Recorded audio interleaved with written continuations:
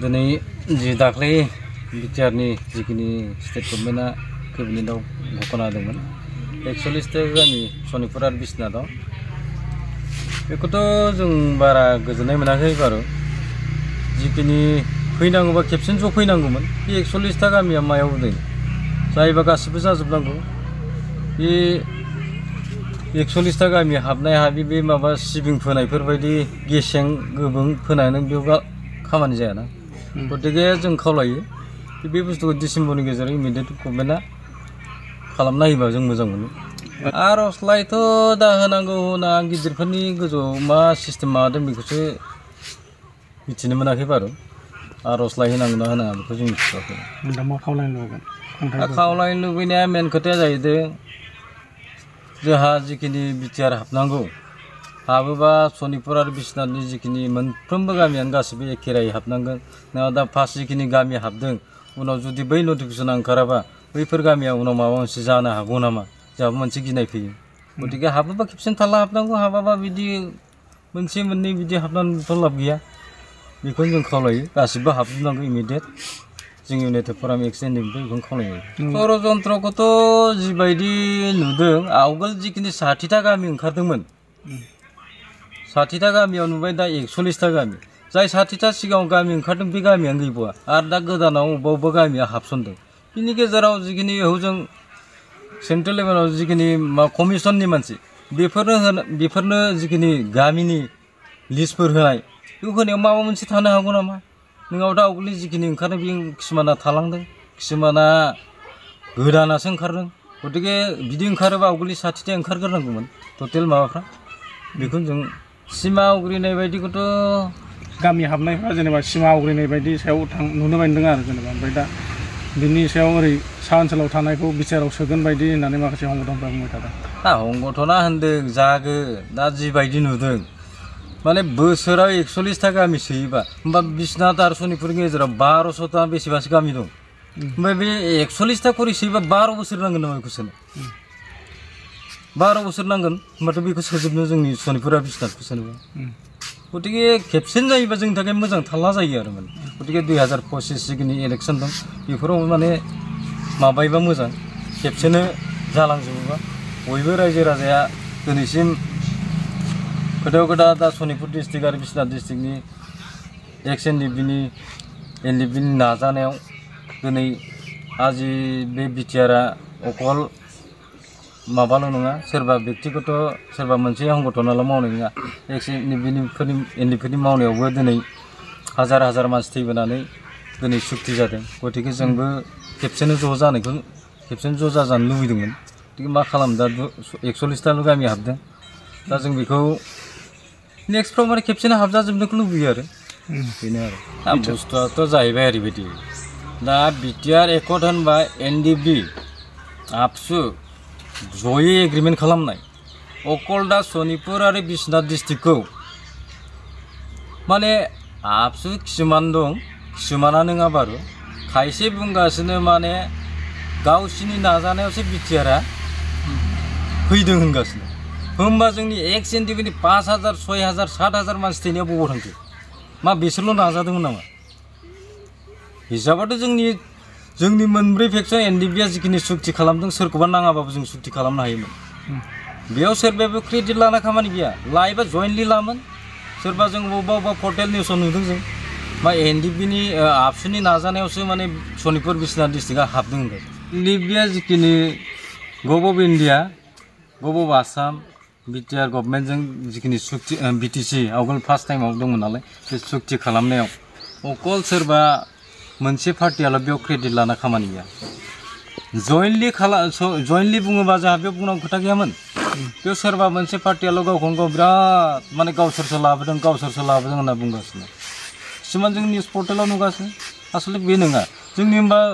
एसे गोबां मावनायनि खुनु माबायानो गैया माने बैसोर जिखिनि मुंख्लं जालांदों बिसोरनि अबदानावसो दिनै बिटिआरखौ मोन्दों गुफुर सनितपुरा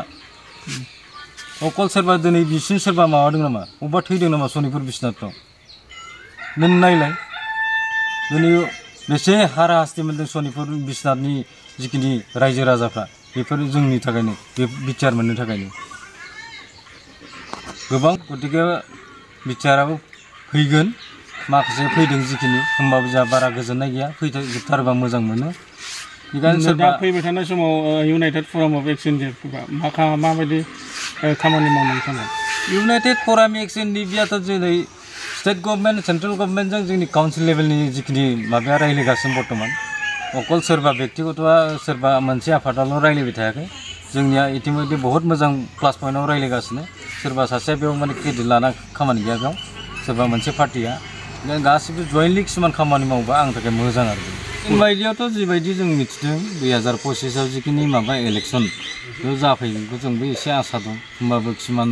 क्लियार जायाखै जुदि जायोबा जोंबो बेयाव एक्स एनडिएफ इउनाइटेड फरामनिफ्राय केन्डिडेट होनाय जागोन जों सोरजों थांगोन सोरजों थाङा जों बेखौ दिनैसिम फाइनाल डिसिसन होनो हाया गतिके जों बेयाव माने इलेक्सना जों गेलेगोन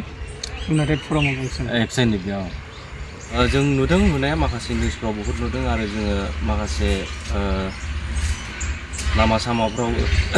जों बहुत बेफोरबायदिनो सिम्बल लानाय आरो माखासे खोथाफोरखौ खोनानो मोन्दों खोथाया बे नङा जोंनि इउनाइटेड फराम अफ एक्स एनडिएफनि नाजानायावबो बहुत बे जायबा नैबे बिटिआर सोसननायाव बा सिमानि खोथा दा लिस्ट ओंखारनायाव जोंनि इउनाइटेड फराम अफ एक्स एनडिएफनि बहुतहाय माबा दङ आखाइ दङ नाथाय दिनै सोरबा मोनसे संगठनाल' बा मोनसे आफादाल' जेनेबा बेखौ क्रेडिट लानानै लाब गैया गावसोरो मा साननानै बेखौ लादों ना इउनाइटेड फरामखौ बिसोरो गादबनो नागिरदों ना गाज्रि माबा मोनसे सोलो खालामदों जों बेखौ हमनो हायाखै खिन्थु जोङो दिनै बिटिआरनि नैबे सिमा बारायनायाव खिन्थु जों सानो जों 100% सानो खिन्थु मा होनगोन बेखौ इउनाइटेड फराम अफ एक्स एनडिएफ बे आखाइ दङ 100% आखाइ दङ आरो खामानि दामानि मावनायाव दङ आरो माखासे बिथिङाव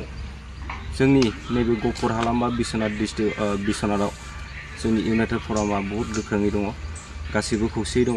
आरो जों खौसेयैनो जों खामानिफोरखौ मावलांबाय थागोन इउनाइटेड फराम अफ एक्स एनडिएफ जानानै आं बेखौनो बुंनानै बेखौथ'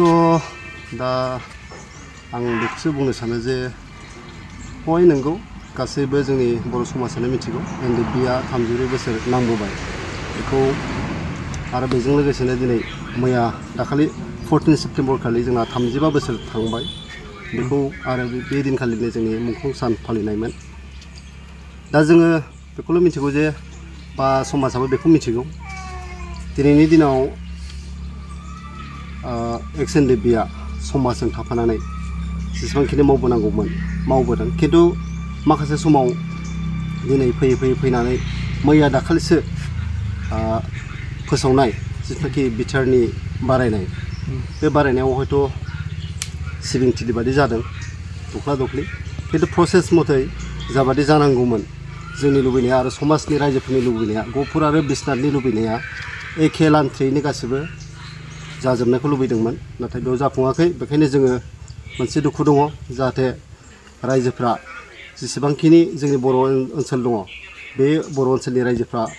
खनसेयैनो हाबोब्ला मोजां मोनगौमोन दा साननो हागौ सोरबा साफा सानैफ्रा जों मावदों जों दांदों होननानै फोरमायदों बा जोंनि नाजानायाव जादों होनदों समाजाथ' बेखौ निउसजों नुनानै बुजिनो हागौ जे नंमारखौ बिसोर मावमारदों होननाय खिन्थु 34 बोसोर आरो 35 बोसोर मैया दाखालि जाबाय बै समाव नांबोनायखौ गासैबो एनडिएफबि होननाय सोदोबखौ बयबो रायजोआनो मिथिगौ होमबा बिथांमोननि नांबोनाया बा जोंनि नांबोनाया बबाव थांखो दा बेखौ रायजो राजाफ्रा साननानै मोनखायो जाहाथे बेयाव सोरबा पार्टि मोनसेल' नङा आरो बबेबा मोनसे संगठनल' नङा बबेबा मोनसे आफादल' नङा गासैबो आफादानो नांनानै सौफैदों आरो बे सौफैनायनि बेलायाव खिन्थु जोंहा मोनसे दुखुआ बेनो आं बुंबाय थाखादों एसे बेबादि दख्लां दख्लि 61ल' घोषणा होजानायनि थाखाय जोंहा दुखु दङ आरो बे 61नि बेलायावबो 41ल' फैबाय दा 41नि बेलायाव माखासे रेभिनिउ 28टा 28थाया रेभिनिउ भिलेज दङ दा बेफोरबायदि जोंनाव माखासे तालिका फोसावलायनाय जादों बेनि बेलायाव दा मैया दाखालि जोंनि बे ओनसोलाव गहपुर हालामाव हाबबाय बेयाव बेनि गेजेरावबो बिटिआरआव दा एफआरसि गोदानै दाजानाय माखासे एफआरसियाबो एसे जोङो लिस्टफोरखौ नुनो मोन्दों नाथाय बेबादिनो जुदि बै रेभिनिउ नङै गामिफ्राबो जाहाथे गासैबो एफआरसिफ्रा हाबफाजोबोब्ला खनसेयैनो जों गोजोननाय थागौमोन आरो